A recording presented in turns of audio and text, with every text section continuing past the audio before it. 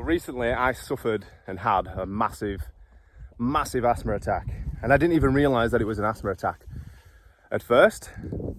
But I'll give you a little bit of a backstory. So I hadn't had asthma since I was like pre-10 years old, since I were a little kid, and I grew out of that, as a lot of kids do. They do grow out of asthma. But then after that, I was never the fittest child. I was never the skinniest or anything like that. I was quite a chubby kid. And then by the time I sort of got to like my mid-teens and mid-high school sort of age, I started running, I started skating, I started playing football a little bit, I started playing a bit more rugby. And then by the time I got to my late teens, I started going to the gym.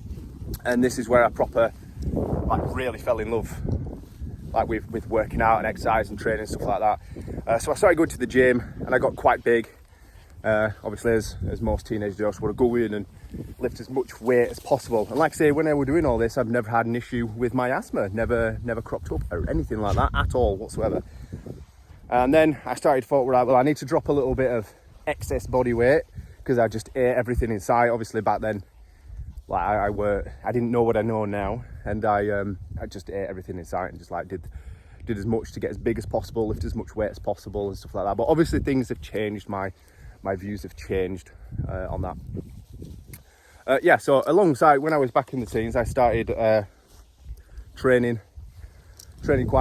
quite hefty, and then I started doing a lot of running, trying to get up on my running. And then eventually I started thinking about joining the army, joining the paras and stuff like that, and I went and did like the weekend away and all sorts of different things, you know, to try and get my 1.5 mile time up, which I did really well on. My best 1.5 mile time was about 7.5 minutes, which for a guy of my size was really good. So I did a lot of running. I started doing like 20 miles every weekend.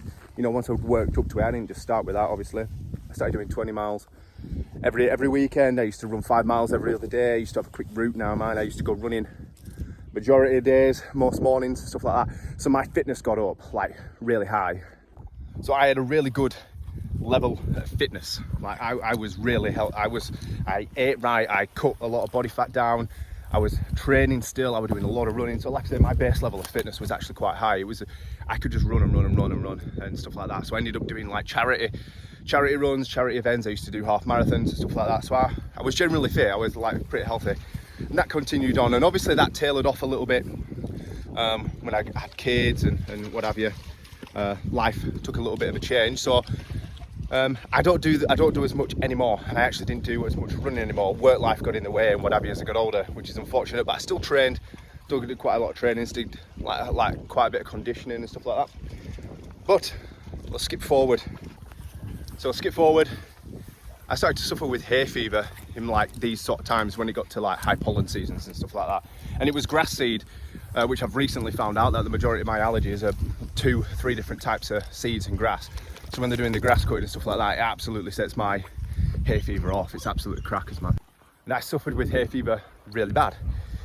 And then last year, during the night, I was struggling to breathe. I was wheezing a lot, and I just put that down to, because the pollen was super high, I put it down to just like my allergies were going nuts. No matter how many like hay fever tablets or things I did to try and help it, it never helped. And it was only like 1 or 2 days during the night. This year, oh God, there were times where I just struggled to breathe and it was uncomfortable during the night. My chest felt so tight and I was struggling. And anyway, I do a lot of dog walking. Like I walk, she's over there, these guys are here. And you can't see it because it's too much bloody fog. But I do a lot of walking. I'm up here. I like come out with the dogs all the time. So we can do sort of like 5-6 miles a day. So I'm pretty active. I walk the dogs all the time. I'm always moving, and I still do conditioning. I still work out, obviously. But so I just thought it was my hay fever getting the best of me. A couple months ago, I was walking through the trees down there one Saturday morning, and I just couldn't breathe. I had to stop. I was putting my hands on my head, like proper trying to get air into my lungs. I thought, my hay fever's going absolutely wild here. And I just couldn't breathe. I had to stop. It took me ages to get back up to the gate. And honestly, I just couldn't breathe. Anyway, in my little girl's gymnastics competition, which obviously I refused. Anyway, sorry, go back, let's rewind a wee bit. Because it was getting so bad, I went on the online pharmacist because I couldn't get into the local doctors, and we got a blue inhaler sent just in case, because you know, just trying to open my airways and help me through high hay fever season, high pollen seasons and stuff like that. So I had my blue inhaler with me and I took it, and it didn't really do anything at all. Like, Jesus Christ. And it says not to take more than 3 or 4 puffs if you've got a blue inhaler, know this, in 24 hours. Because it's like, it's a quick relief, it's not a permanent thing, it's a quick release. So yeah, Christ. So I just thought my hay fever was getting so bad that I couldn't actually breathe at all. Anyway, I got back to the car, tried to get my wind back in, and then that Saturday we set off to the little girls' gymnastics competition. And while I was in there for a couple of hours, I had my inhaler about 5 times. I just couldn't sit comfortably. I thought, what is going on? And Mrs. was like, do you think you need to go to A&E? Like, no, I'll be fine, let's just get out of here, get some fresh air, we'll be fine. Got back home, we did what we needed to do today, took dogs out for the last pee of the night, and I couldn't walk up into my street. I was like, I just couldn't breathe. Could not breathe at all. So we got back to the house 9:30 at night. I had my hands on like a desk, and I was trying my hardest. It was the only place that I could feel comfortable where the tightness were on my chest. And like, this isn't normal. Anyway, let's skip forward. Missus are home with the kids, ran my brother. Hey, okay, can you? Any chance you could take me to A&E? I just want to get something checked out. Right casually, you know. So he turned up, took me there, and we rang 111 to get the emergency appointment, which we did, and they pulled us in. And she said, you're pretty much high up the list, you'll get into triage pretty quickly. Went into triage, she put the oximeter on my finger, sat down, she took one look at it, she was about to ask me a question, looked at the screen, and she went, I'll go get a doctor. So she bolted off, got a doctor, she came in, how are we doing, Thomas, you all right? I'm like, yeah, not so bad. Trying not to bloody, trying to breathe. And she put a stethoscope on my back, asked me to take a deep breath, took a deep breath. She went, come with me, straight into resuscitation room. So apparently what they called it, I can't remember what they called it exactly, but it was basically a blank something. It was a blank slate, blank breath, something like that. When she checked it, there was like she couldn't hear anything. And when we were walking down to the resuscitation room, she was like, how are you still walking? And I'm like, God knows. I didn't even think it was that bad. So she sat me down. There were 5 or 6 people rushing in and out. They were giving me injections, put me on nebulizers, put me on masks and oxygen. And I was sat there, and my brother was sat in chair, and I was like, what's going on here? Anyway, she got a phone call from a specialist, and she said on the phone that we're treating a life-threatening asthma attack. And that when it sort of kicked on that, oh sugar, this could be a little bit serious here. So yeah, looked at my brother was like,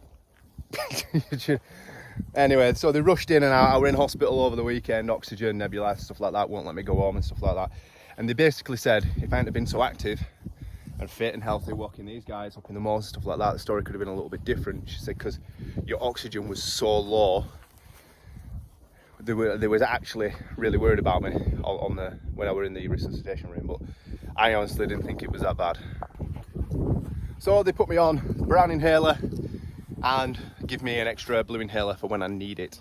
Now, if you're anything like me, I don't like being on medication. I don't like inhalers.